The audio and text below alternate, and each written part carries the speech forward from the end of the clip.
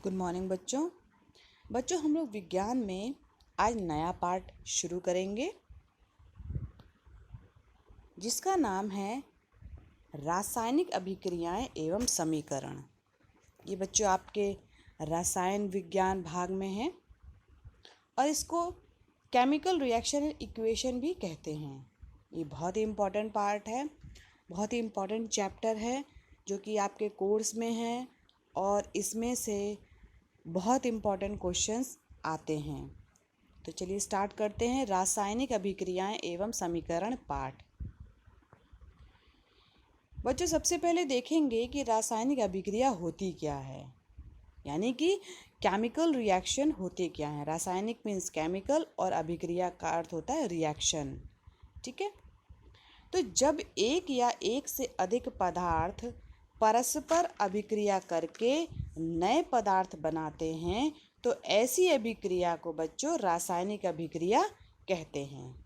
इसका मतलब ये हुआ कि जब एक या एक से अधिक पदार्थ, यानी कि अगर आपने एक पदार्थ लिया हो या उससे ज़्यादा पदार्थ लिया हो और उनके बीच में कोई रिएक्शन हो रहा है या अभिक्रिया हो रही है या कुछ उनके बीच में मेल हो रहा है या टूट रहा है, तो जो नए पदार्थ बनते हैं उसके बाद, तो ऐसी अभिक्रिया क्या कहलाती बच्चों? रासायनिक अभिक्रिया कहलाती है। मैंने एक उदाहरण देकर के यहाँ पे आपको समझाने की कोशिश करी है कि मैग्नीशियम रिबन को अगर हम वायु की उपस्थिति में गर्म करते हैं तो हमारे पास क्या बनता है? मैग्नीशियम ऑक्साइड बनेगा जो कि एक सफ़ेद चूर्ण है। ठीक है, यानी अगर आपने मैग्नीशियम रिबन लिया और उसको हमने जलाया, जब जलाते हैं आपको पहले भी पता है जब जलाएंगे तो किसकी उपस्थिति रहेगी उस समय? ऑक्सीजन की।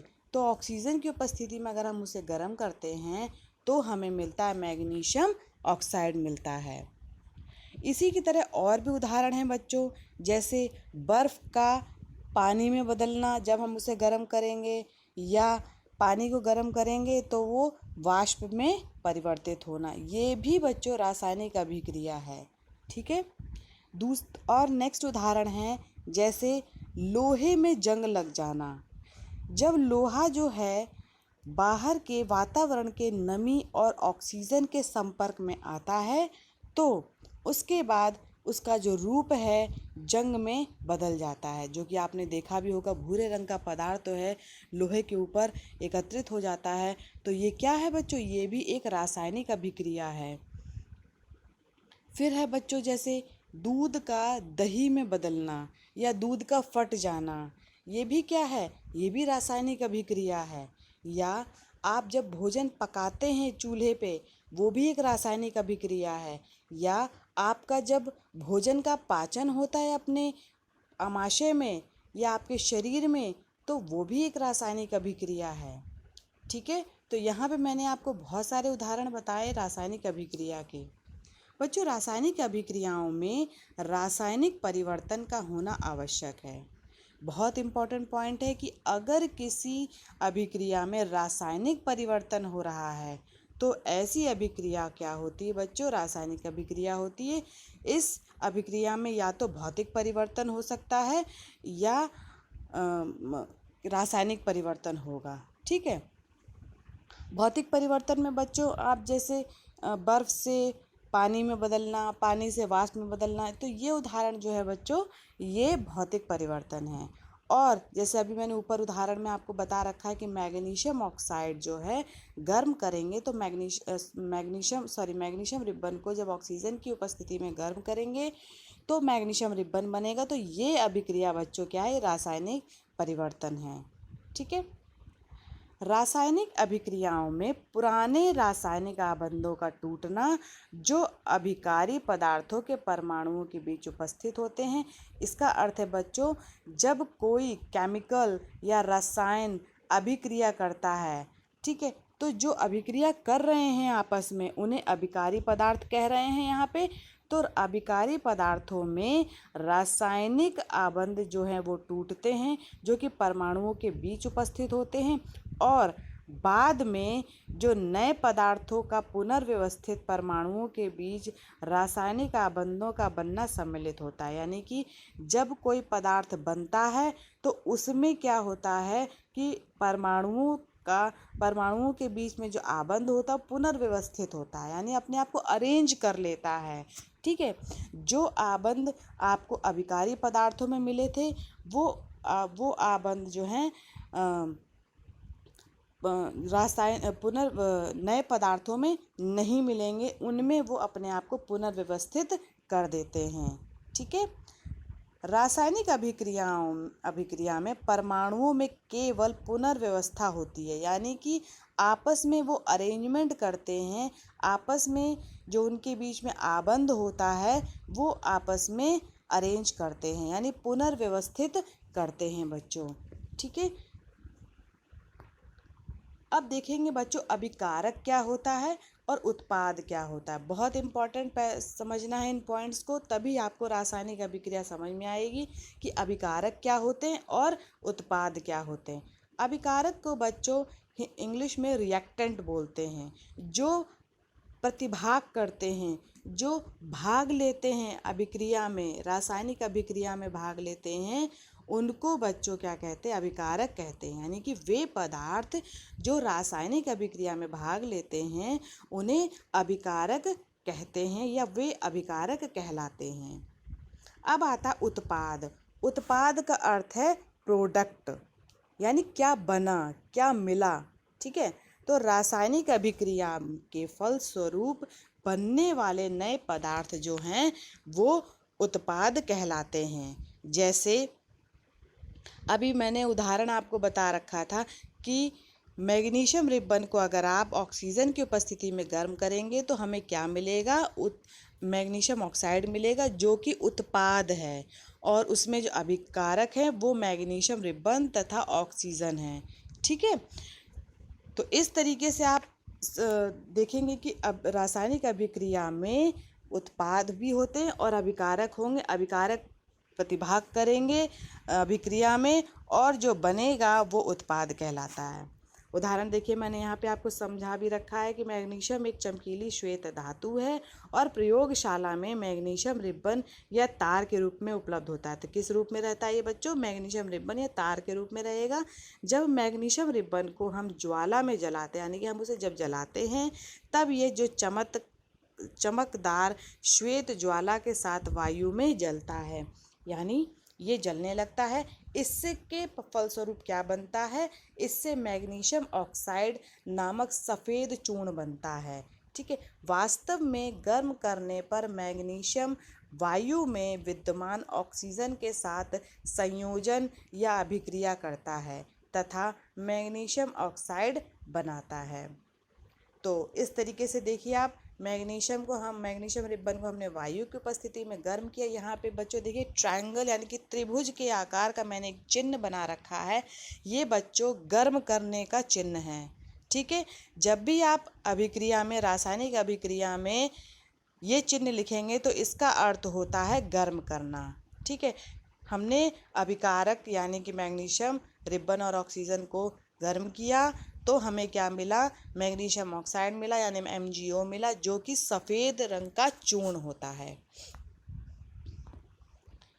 अब देखेंगे बच्चों रासायनिक अभिक्रियाओं के अभिलक्षण क्या हैं, कि आप कैसे पता लगाएंगे कि यहाँ पे रासायनिक अभिक्रिया हो रही है, या कौन कौन से ऐसे लक्षण हैं जिनको आप देख करके ये समझ जाएंगे कि यहाँ पे रासायनिक अभिक्रिया हो रही है। जैसे पहला है गैस का निकलना, यानी अगर किसी अभिक्रिया में गैस निकल रही है तो वहाँ पे रासायनिक अभिक्रिया हो रही है।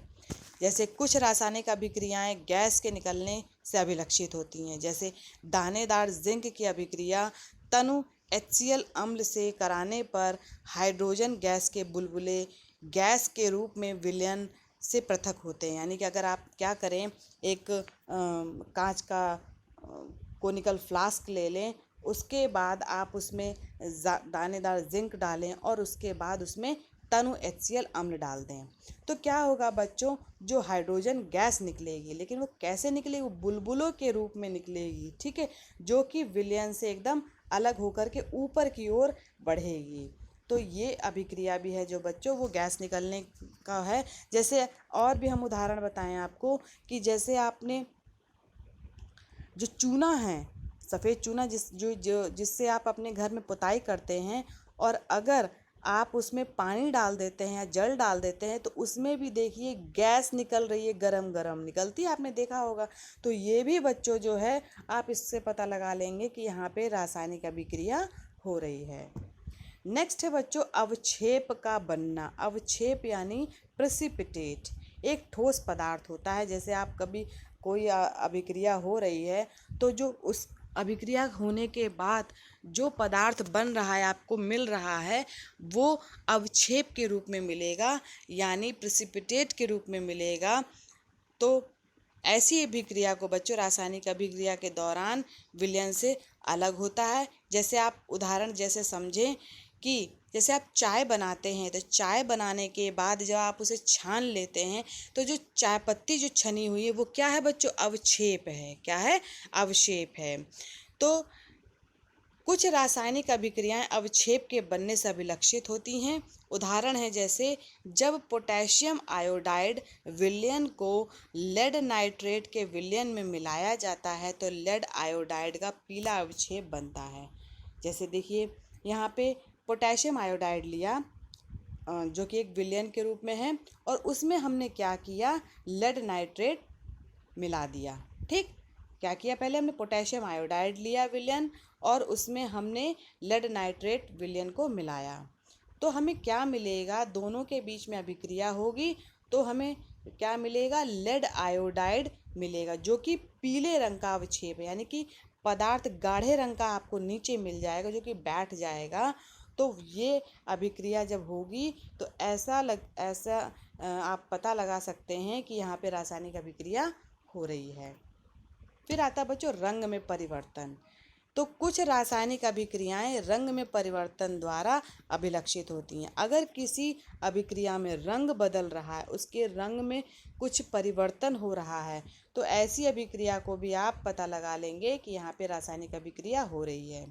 उदाहरण के लिए जब ऑक्सैलिक अम्ल पोटेशियम परमैंगनेट विलयन के साथ क्रिया करता है तो पोटेशियम परमैंगनेट विलयन का बैंगनी या जामुनी रंग विलुप्त हो जाता है। क्या है? जो पोटेशियम परमैंगनेट विलयन है उसका रंग कैसा होता है? जामुनी रंग होता है, या फिर आपका बैंगनी रंग होता है। लेकिन जब आप इसमें ऑक्सैलिक अम्ल डाल देते हैं, तो जब ऑक्सैलिक अम्ल डालेंगे तो उनके बीच में अभिक्रिया होगी, तो जो बैंगनी रंग है किसका? पोटेशियम परमैंगनेट का, वो अपने आप ही विलुप्त हो जाएगा, या कहेंगे समाप्त हो जाएगा। दूसरा उदाहरण है बच्चों लोहे को जंग लगना। लोहे को जंग लगना भी क्या है? देखिए लोहे का रंग अलग है, लेकिन जंग का रंग किस रंग का हो जाता है? भूरे रंग का हो जाता है। ठीक है, तो यहाँ पे भी जो है वो रंग में परिवर्तन हो रहा है। नेक्स्ट है बच्चों उदाहरण एक और हम बताएं आपको। जैसे आपके अगर कपड़ों में आप कभी खाना खाते हैं और सब्जी गिर जाती है, तो जो सब्जी में जो पीला रंग है वो हल्दी का रंग है। अगर आप उसको धोते हैं तो उसका रंग क्या बदल जाता है? भूरे रंग का हो जाता है, थोड़ा सा रेडिश ब्राउन हो जाता है। तो ये अभिक्रिया क्या हो रही है? हल्दी का किसके साथ अभिक्रिया हो रही है? जो आपने सर्फ को मिलाया है। ठीक है, तो यहाँ पे भी रंग में परिवर्तन हो रहा है, तो इसको भी आप पता लगा लेंगे कि यहाँ पे रासायनिक अभिक्रिया हो रही है। ताप में परिवर्तन। कुछ रासायनिक अभिक्रियाएं ताप में परिवर्तन के द्वारा अभिलक्षित होती हैं, यानी कि अगर किसी अभिक्रिया में टेम्परेचर बढ़ रहा है, यानी तापमान बढ़ रहा है या घट रहा है, तब हम कहेंगे कि यहाँ पे रासायनिक अभिक्रिया हो रही। उदाहरण के लिए जब बिना बुझा चूना जल के साथ क्रिया करता है तो बुझा चूना बनता है तथा अत्यधिक ऊष्मा उत्पन्न होती है। क्या होती है? गर्मी निकलती है ना, देखिए हीट निकलती है जब आप चूने में पानी डाल देते हैं। उत्पन्न ऊष्मा के कारण अभिक्रिया मिश्रण गर्म हो जाता है। तो क्या होगा? जो ऊष्मा निकल रही है उसके कारण क्या होगा? जो अभिक्रिया हो रही है, जो अभिक्रिया का जो मिश्रण है वो गर्म हो जाता है, बहुत ही ज़्यादा गर्म हो जाता है। नेक्स्ट उदाहरण बताएं हम आपको। जब आप आटे को गूँथते हैं, यानी उसमें आप पानी डाल के गूँथेंगे, तो उसमें भी देखिए हल्का हल्का हीट निकलती है, तो उसमें भी परिवर्तन हो रहा है, उसमें भी रासायनिक परिवर्तन हो रहा है। ठीक है, तो ऐसे परिवर्तन को देख करके भी आप पता लगा लेंगे यहाँ पे रासायनिक परिवर्तन हो रहा है जब उसमें तापमान में बढ़ोतरी हो रही है या फिर कमी हो रही है। नेक्स्ट अभिलक्षण है बच्चों अवस्था में परिवर्तन होना। कुछ रासायनिक अभिक्रियाएं अवस्था में परिवर्तन द्वारा अभिलक्षित होती हैं। उदाहरण है जैसे मोम को जलाया जाता है तो जल और कार्बन डाइऑक्साइड बनता है। ठीक है, क्या होगा, आपने मोमबत्ती आप लोग जानते ही हैं, तो मोमबत्ती को जब आप जलाते हैं तो क्या बनेगा, एक तो कार्बन डाइऑक्साइड तो बनेगी ही, साथ में जल भी निकलेगा। तो यहाँ मोम एक ठोस पदार्थ है जबकि जल और कार्बन डाइऑक्साइड क्रमशः द्रव्य तथा गैस है। यानी अवस्था में देखिए परिवर्तन हो रहा है। मोम कैसा है, ठोस है। जब हमने इसे जलाया तो क्या बना, कार्बन डाइऑक्साइड और जल बना। तो जल क्या है बच्चों, वो द्रव्य है, और जो कार्बन डाइऑक्साइड क्या है, गैस है। तो देखिए अवस्था में परिवर्तन, और ठोस का किस में परिवर्तन हो, द्रव्य और गैस में परिवर्तन हो रहा है। तो यहाँ पे भी आप पता लगा लेंगे कि ये रासायनिक अभिक्रिया हो रही है। अब देखेंगे बच्चों रासायनिक समीकरण क्या है, यानी कि केमिकल इक्वेशन। ठीक, जब आप कभी जैसे मैंने पहले उदाहरण आपको बता रखा है कि MgO, तो MgO इक्वल टू MgO, ठीक है, MgO2 इक्वल टू MgO। तो इसको आप लिखेंगे रासायनिक समीकरण के द्वारा। ठीक, तो किसी रासायनिक अभिक्रिया का प्रतीकों और सूत्रों द्वारा निरूपण रासायनिक अभिक्रिया कहलाता है। यानी कि अगर आप किसी अभिक्रिया को अगर आप किसी सूत्र के रूप में लिख रहे हैं, किसी प्रतीक के रूप में लिख रहे हैं, ठीक है, तो ऐसे जो समीकरण हैं क्या कहलाते, रासायनिक समीकरण कहलाते हैं। जैसे आप मैग्नीशियम है, आपने उसको शब्दों में लिखा है, लेकिन अगर आप उसका प्रतीक लिखेंगे यानी Mg, ठीक है, और ऑक्सीजन ना लिख करके आप O2 लिख रहे हैं, ठीक है, उसके बाद एरो बना के आप मैग्नीशियम ऑक्साइड ना लिख करके MgO लिख रहे हैं, तो ये क्या है, आप प्रतीक के रूप में उसको दर्शा रहे हैं। तो ऐसी अभिक्रिया क्या कहला रही है, रासायनिक समीकरण कहला रही है।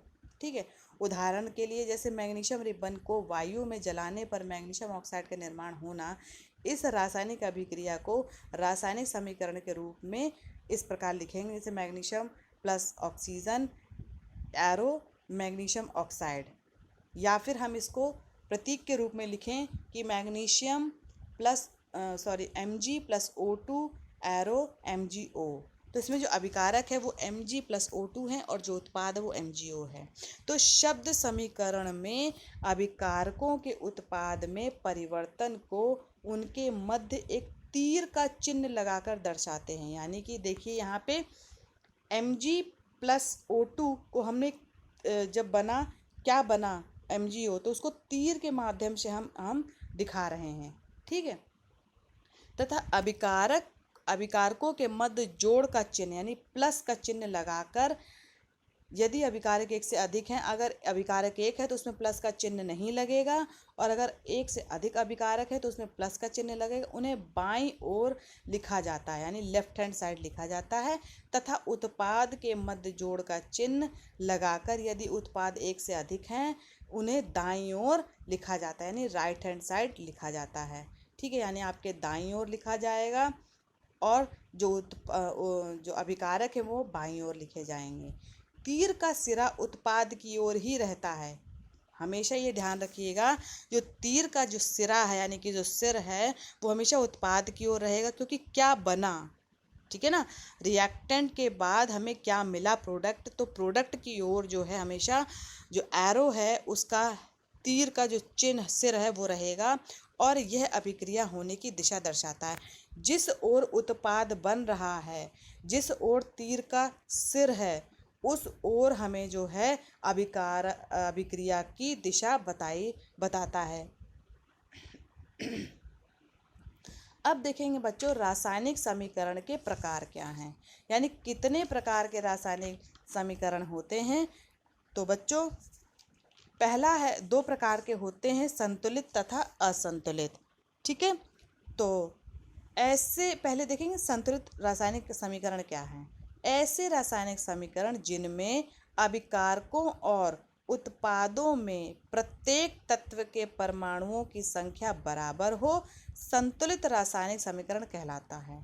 अर्थात यहाँ पे बच्चों देखिए कि जो रासायनिक समीकरण आप लिख रहे हैं उसमें जो अभिकारक और उत्पाद है, ठीक है, उनमें अगर आप परमाणुओं की संख्या गिनते हैं और उसके बाद जो उत्पाद बन रहा है उसमें जब आप परमाणुओं की संख्या गिनेंगे तो बराबर रहेगी, यानी उत्पाद में भी परमाणुओं की संख्या बराबर रहे और अभिकारक में भी परमाणुओं की संख्या बराबर रहे, तो ऐसे समीकरण को क्या कहेंगे? संतुलित समीकरण कहेंगे।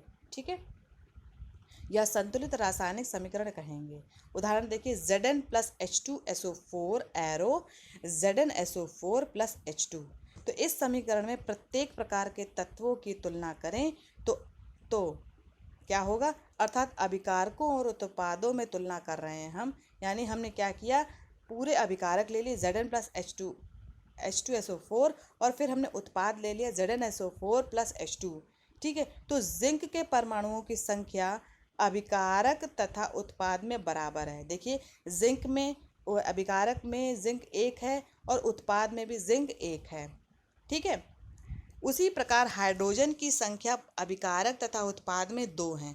देखिए H2 लिखा है और इधर भी उत्पाद में भी H2 है, तो H की भी जो संख्या है वो कितनी है? बराबर है। कितनी? 2 है। और सल्फर के परमाणुओं की संख्या 1 है। कितनी है? 1 है। आप अभिकारक में भी 1 है और उत्पाद में भी 1 है। और ऑक्सीजन के परमाणुओं की संख्या अभिकारक और उत्पाद में 4 हैं। ठीक है, देखिए O4 है इसमें भी और O4 उत्पाद में भी है। ठीक, तो ऐसी समीकरण क्या कहला रहे हैं बच्चों? ये संतुलित समीकरण कहलाएंगे। अब देखते हैं असंतुलित समीकरण।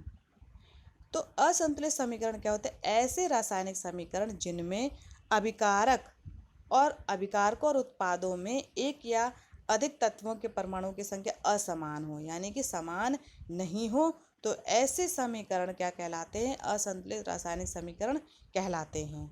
जैसे कि बच्चों देखिए, Mg plus O2 arrow MgO, इसको हम लोग एक और भाषा में बोलेंगे Mg plus O2 give rise to MgO। ठीक है, तो देखिए उपर्युक्त रासायनिक समीकरण में अभिकारक में Mg के परमाणुओं की संख्या 1 है। ठीक है, यानी Mg की संख्या कितनी है? 1 है। लेकिन उत्पाद में भी कैसी Mg की संख्या? उसमें भी 1 है। ठीक है, परंतु अभिकारक में ऑक्सीजन के परमाणुओं की संख्या 2 है और उत्पाद में ऑक्सीजन के परमाणुओं की संख्या 1 है। ठीक है, यानी ऑक्सीजन बराबर नहीं है अभिकारक में और उत्पाद में, बराबर उनकी संख्या नहीं है परमाणुओं की। ठीक है, तो ये क्या है बच्चों? असंतुलित रासायनिक समीकरण। ठीक है, तो यहाँ आपने देखा संतुलित और असंतुलित रासायनिक समीकरण, और किस तरीके से आप पता लगाएंगे कि संतुलित समीकरण है या असंतुलित रासायनिक समीकरण है। ठीक है, तो अगली कक्षा में हम आगे का पाठ पढ़ेंगे। आज की कक्षा बच्चों यहीं पे समाप्त होती है। जितने भी मैंने आपको नोट्स दिए हैं सब आप अपनी कॉपी में नोट करेंगे। धन्यवाद बच्चों आज की कक्षा के लिए।